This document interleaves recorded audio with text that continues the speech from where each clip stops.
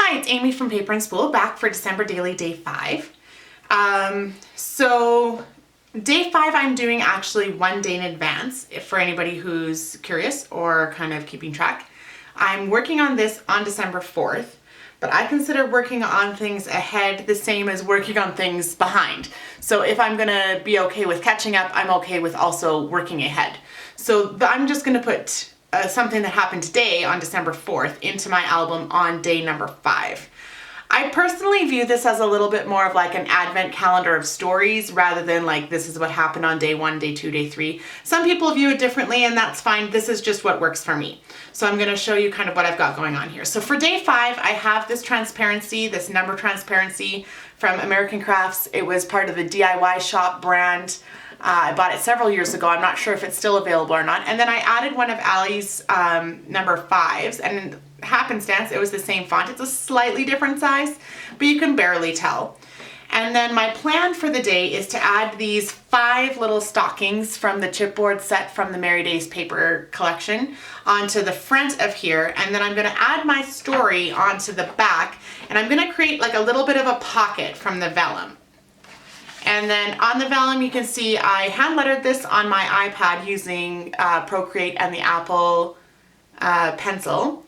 And it says, worse, how could it get any worse? I obviously left out the slightly questionable part of the quote from Christmas Vacation where Clark shouts at Ellen, how could it possibly get any worse? And then of course things do get worse. But last night our dog got into 2 cases of chocolate that my husband had accidentally left on the counter, half a box of chocolate covered cherries and half a box of After Eights. So we've been dealing, needless to say, with a puking sick dog for the last 12 hours, and that's what my story is going to be about here.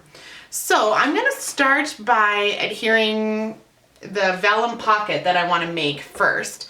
And my plan to do this is to use the red line tape, and I'm going to cut it down first. And so you can see it fits over top of my story here, which I have already done and printed. I did this up in Photoshop. I just made my own little bit of an overlay. I didn't purchase Allie's overlays, but I have enough Photoshop skills that I kind of made my own here. And then I added my journaling up in the top corner. So I'm just going to cut these things down and get ready for adhering that vellum pocket first. Now, I'm going to use the red line tape, which I know is going to leave a little bit of, you're going to be able to see it from the other side. So I'm not 100% sure yet how I'm going to deal with that until I see how it looks. I wasn't, as I was planning it, I didn't test this idea out in advance. So you are going to experience it with me.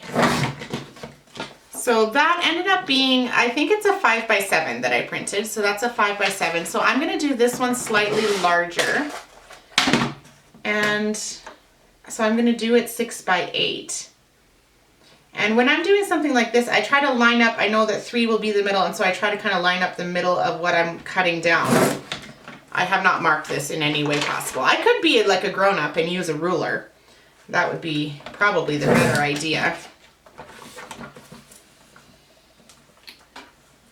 5, 6.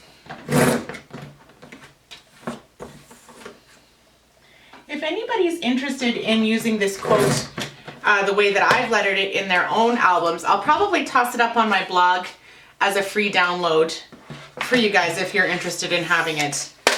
Because I know that there are always parts of the holiday that feel like that. How could it get any worse? I feel like that's just kind of a human thing. Alright, so I'm going to turn this, I'm going to see if I can lay it out where I want it to go. And it won't exactly, pretty good. I was going to say it won't exactly be centered, but it's not bad actually. That 5 ended up being more centered on the front than I could have ever hoped for. And it's even better when you realize that I cut that with absolutely no idea. Like I did that transparency before the kit with the number ever arrived. So that makes it even more fun that it was a happy accident. It worked out. So my plan, if this does show quite a bit from the front and look weird, my first thought was to cover it up with like a bit of a washi frame from the front, or possibly cut something with my silhouette.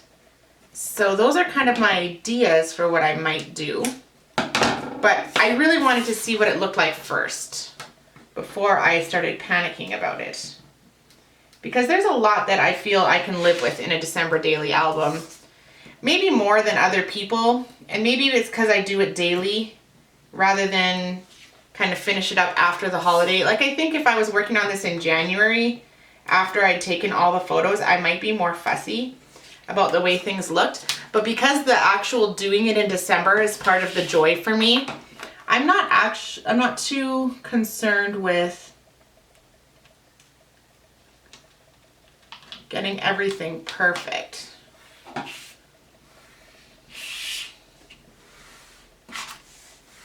Okay, and I remembered to leave a little bit of looseness so that I could actually get my... So I'm also thinking about what this is going to look like as I slide it in and on this side. And I think I'm going to just adhere this. This is one of the pieces from Ali's main kit, I believe. It's just got like, or maybe it's from the Paisley Press kit. I'm going to have to double check on that for you. I have no idea. And I realize as I'm doing this that I should have done this the other way around. Oh my goodness. See, when I improvise, sometimes it's a disaster. Sometimes it turns out great. Sometimes it's a disaster.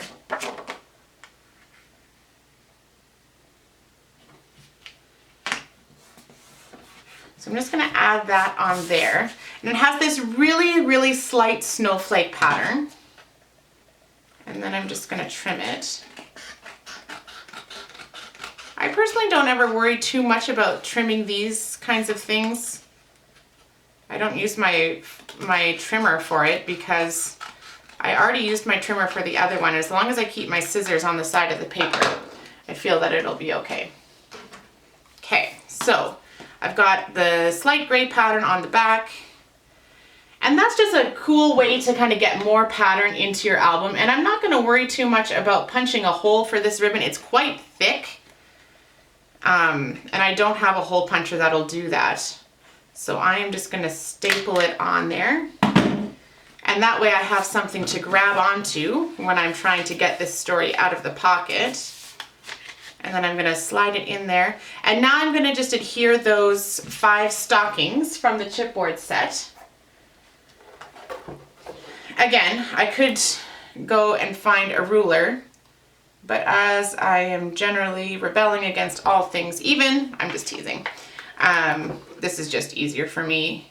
I'm not going to worry about it if it's not quite right. It's not worth it enough to me to go and try and find one to get these on perfectly.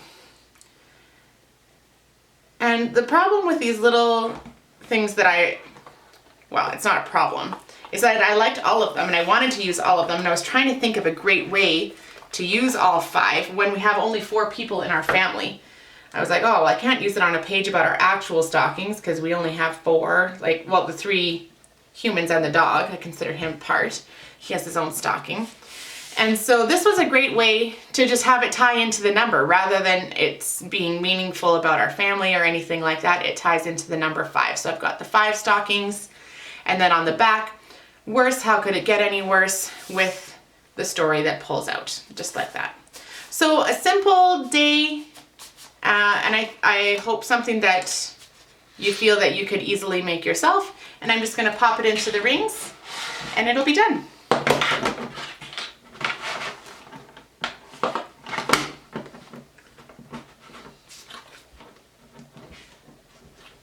So thanks for joining me for day 5. I hope I'll see you back tomorrow.